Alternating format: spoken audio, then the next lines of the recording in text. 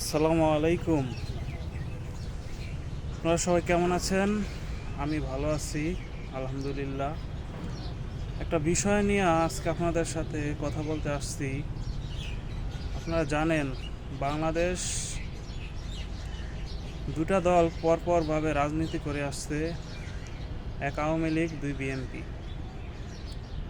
আর আলেম সমাজে আওয়ামী লীগ সব সময় দাবিয়ে রাখছে অত্যাচার, নির্যাতন, নিপীড়ন এগুলা করে গেছে, আপনারা সবাই জানেন এবং দেখছেনও। কিন্তু এর মূলে কারণ আছে, কারণ তারা নিজেরাই ঠিক নেই। আলেম সমাজ এটা একটা ইসলামী রাষ্ট্র, কিন্তু সেখানে ইসলামকে অনেক বেশি অবহেলিত করছে এবং ইসলামপন্থী লোকজন, নবীজির সুন্নতওয়ালা লোকজন এবং লেবাসওয়ালা লোকদের, নবীজির লেবাসওয়ালা লোকদেরকে সবসময় ডাবায় রাখছে। কেন রাখছে? প্রশ্ন আছে, কেন রাখছে বলেন?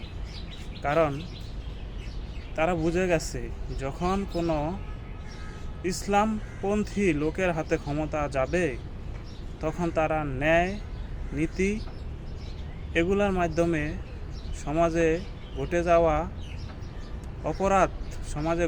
অপরাধ সম্পর্কে তারা কথা বলবে। তারা হতে দেবে না অন্যায়, করতে দেবে না ঘুষ গ্রহণ, ন্যায় নীতি মধ্যে তারা থাকবে। কিন্তু তারা কি করছে? তারা সব সময় দাবিয়ে রাখছে, ইসলামকে দাবিয়ে রাখছে, এই সমস্ত ভালো লোকগুলাকে দাবিয়ে রাখছে। এর পেছনে কারণ আছে, মূলত কারণ হলো আলেম সমাজরাই, আমরাই নিজেরাই ঠিক নাই, জনগণ ঠিক নাই। জনগণ বারবার নির্যাতিত হচ্ছে, বারবার নিষ্পেদিত হচ্ছে, তারপরও তারা সচেতন না। সচেতন না কেমন? জনগণ সচেতন না, ইসলামিক দলগুলো সচেতন না, এবং ইসলামিক দলগুলোর মধ্যেই তারা নিজেরা বিভেদ সৃষ্টি করতেছে। 17 বছর নির্যাতন হয়ে আসছে, তারপর তাদের শিক্ষা হয় না, তারা নিজেদের মধ্যে তারা দাঙ্গা সৃষ্টি করতেছে। দেখেন, বাংলাদেশে দুটি শক্তিশালী দল এখন এই মুহূর্তে আমি বলতে পারি, জামাত ইসলাম এবং ইসলামী আন্দোলন বাংলাদেশ। ইসলামী আন্দোলন বাংলাদেশ কি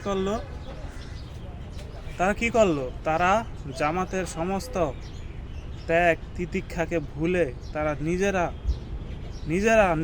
নিজেদের ক্ষমতা, নিজেদের গৌরব এবং যেইভাবে অহংকার করে কথা বলে, এই অহংকারিতা সৃষ্টি করার জন্য তারা নিজেরাই 11 জোট থেকে বেরিয়ে আসলো।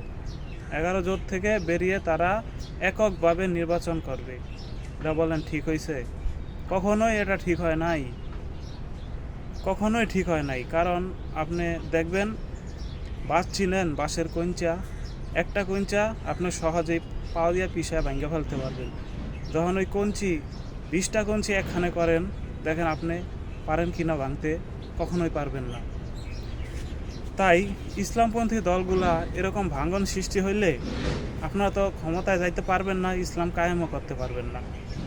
আর একটা ব্যাপারে এখন লক্ষ্য করতেছি আর কি, যে তারা বলতেছে যে ইসলামের আইন প্রতিষ্ঠিত করব না, জামাত শরিয়া আইনে চলবে না। আরে জামাত শরিয়া আইনে চলবে, কিন্তু হুট করে সম্ভব না। আজকে যদি জামাত ঘোষণা দেয় যে সৌদি আরবের মতো করে দেশ চালাবে, ইসলামী আইনের মাধ্যমে দেশ চালাবে, দেখবেন কয়েক মাস যাইতে না যাইতেই, কয়েক বছর না যাইতেই দেখবেন, বছর না বেরোইতে আপনারাই দেখবেন যে সে টিকতে পারতেছে না।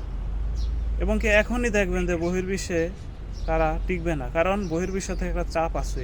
এই চাপ সামলায় উঠতে পারবো না বাংলাদেশ। তাই জামাত ক্ষমতায় যাইতে পারবো না। জামাত ক্ষমতায় যাইতে হলে আস্তে আস্তে, আগে ক্ষমতায় যাইতে হবে, তারপর আস্তে আস্তে সংশোধন করতে হবে। এটা বুঝার বিষয় ভাই। হুট করে আপনি ইসলাম কায়েম করতে পারবেন না। আমাদের নবীও হুট করে ইসলাম কায়েম করে নাই, আস্তে আস্তে। এই কোরআন শরীফ হুট করে তার উপর নাজিল হয় নাই। কোরআন শরীফ আস্তে আস্তে দীর্ঘ 23 বছর, দীর্ঘ 23 বছর কী করে তারপরে কোরআন শরীফ নাজিল হয়েছে।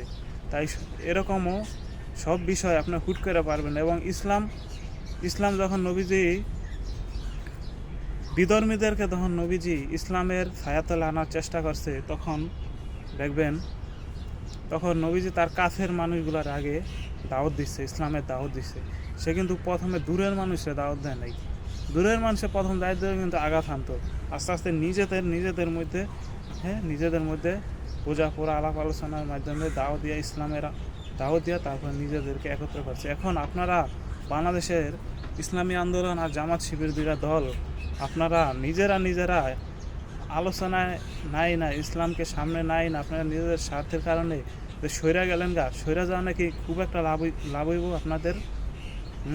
ক্ষমতায় যদি না যাইতে পারেন তাহলে তো ওই আগেও পিছে কথা কইছেন, এখনও এই পিছে কথাই কইবেন।